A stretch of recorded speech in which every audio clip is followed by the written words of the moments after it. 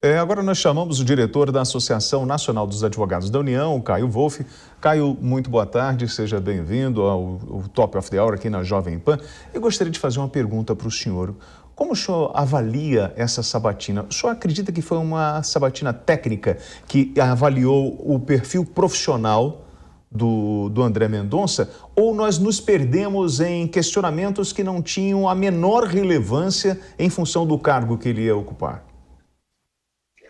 Para nós, que somos os advogados da União, ou seja, os colegas de André Mendonça nos últimos 20 anos, né, a sabatina, apesar de longa e demorada para acontecer, inerente ao fervor de nossa democracia, ela foi uma ótima oportunidade para a sociedade conhecer o André Mendonça.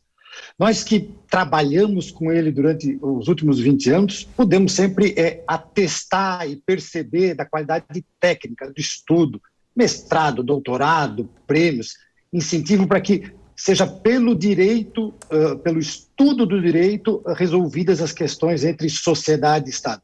Então, o que nos perguntam agora, né, como colegas de André Mendonça, como ele agirá agora no Supremo. É difícil prever o futuro, mas o que nós ouvimos ontem, todos ficamos muito satisfeitos, e o que nós podemos conviver nos últimos 20 anos, se serve de um atestado para o futuro, foi de alguém técnico, alguém estudioso, destaque entre os seus pares. Inclusive constou nas listas tríplices de indicação para ser ministro da AGU. Alguém que tem condições constitucionais para ser advogado-geral da União.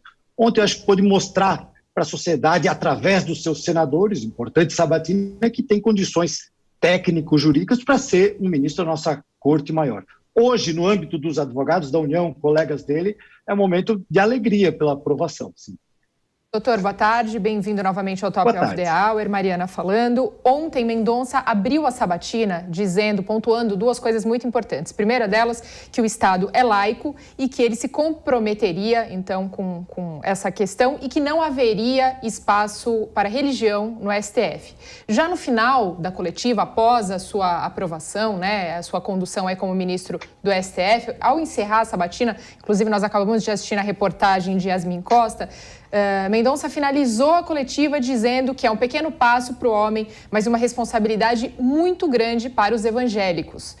Ou seja, ele retoma essa questão religiosa dentro de um discurso já empossado, não empossado oficialmente ainda, mas já aprovado como ministro do STF. Recordando, acho que ele usou a expressão, né? Bíblia na vida e Constituição no STF. Supremo. No STF.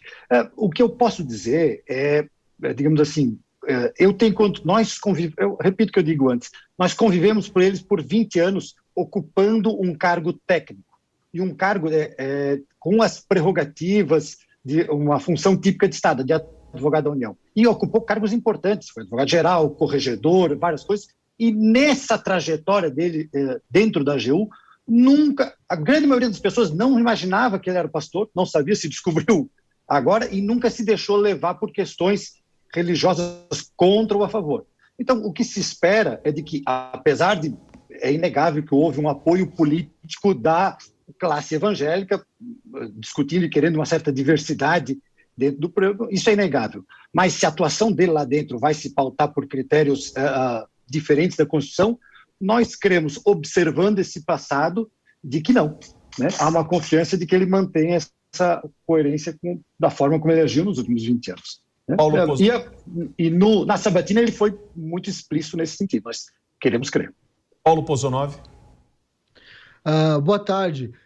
Uma crítica que se faz ao STF é ao corporativismo do STF, e se deposita, né, uma esperança de que o André Mendonça, por ser indicado do presidente Jair Bolsonaro, seja até uma voz dissidente dentro do STF. O senhor acredita nisso, ou o espírito de corpo acaba absorvendo aí esses novatos?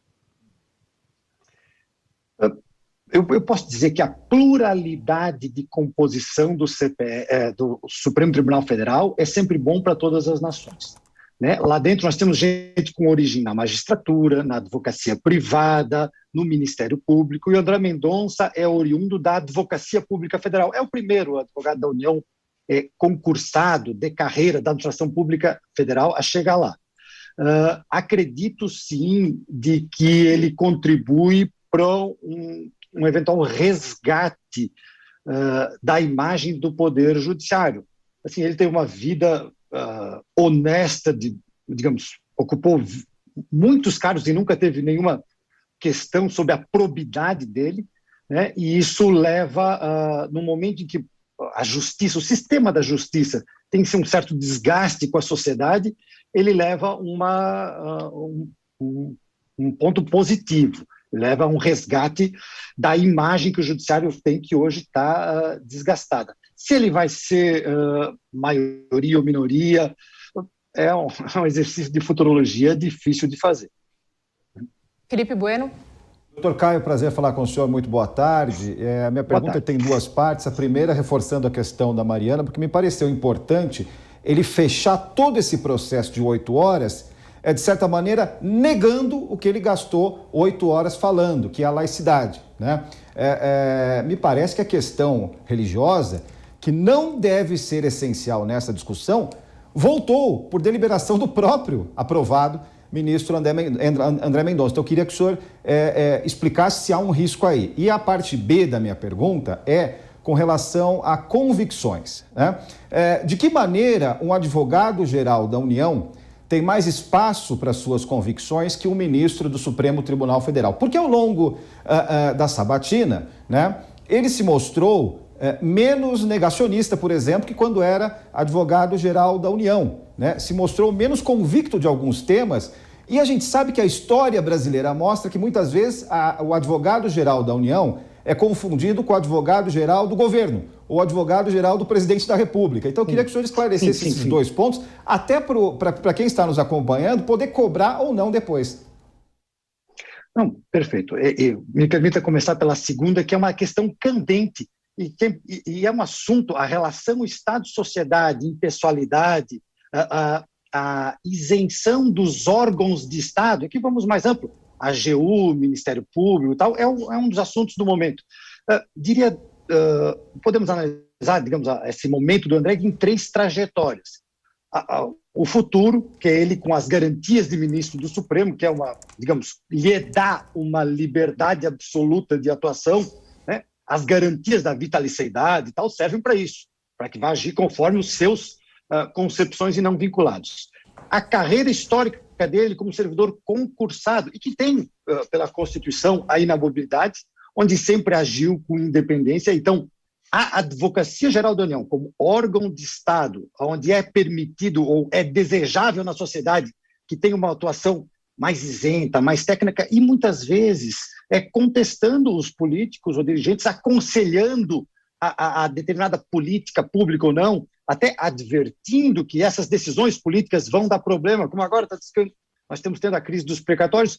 Muitas dessas questões foram aconselhadas pelos órgãos técnicos. E essa discussão de que nós temos que ter advogados concursados, técnicos, aconselhando e às vezes divergindo das autoridades é importante. E o papel dele, agora mencionado por ti, esse terceiro, como advogado-geral da União, que daí não se confunde exatamente com a instituição, a Advocacia Geral da União. Ali, no caso, é um papel um pouco mais político, sim, né, que é mais difícil distinguir entre a advocacia de Estado e a advocacia de governo, né, por óbvio que nós entendemos que o advogado-geral da União deve ter as mesmas garantias, um processo de lista tríplice, escolha pelo Senado, para manter essa independência maior do chefe do executivo e o advogado-geral, mas hoje o sistema é de escolha pelo presidente da República. Então, como um dos ministros, nós até não chamamos de ministro, chamamos de advogado-geral, ele acaba tendo uma defesa mais enfática do chefe do Poder Executivo. Mas daí não se confunda o papel de advogado com o papel de juiz.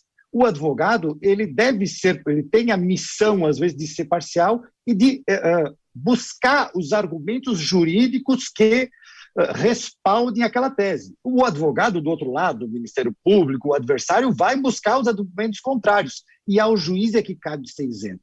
Então, assim, quando é acusado de ser um pouco parcial como advogado, não quero entrar em cada caso que houve, mas às vezes é tido para nós como um elogio, né? Fazer uma defesa enfática do seu cliente. O cliente da Advocacia Geral da União é a União, o interesse público. E, por vezes, algumas vezes, o advogado-geral da União, o chefe da instituição, acaba defendendo algumas posições do presidente da República e, por isso, dá a impressão de mais parcialidade. Mas, no processo, é uma triangulação. Ele diz os argumentos, a outra parte diz a outra, e a decisão é do juiz. Como juiz no Supremo, esperamos que ele seja o mais isento possível. E, voltando para a primeira pergunta, em relação ao que mencionaste, que seria um momento mais laico, outro mais evangélico, eu interpretei diferente a fala dele, né? Eu entendi que ele deixou muito claro que vai se pautar pela Constituição, e ali, quando ele fez o agradecimento, a fala posterior, eu entendi como um agradecimento, digamos, político-institucional. Queremos ou não, a sabatina dele foi sui generis, né? Demorou 4 meses para ser pautada, houve alguma resistência e acabou tendo apoio de vários senadores de setores evangélicos. Era um agradecimento às pessoas que, digamos, ajudaram a apoiar ele chegar lá, mas que não vincula, digamos, a atuação deles futura em favor específico. Eu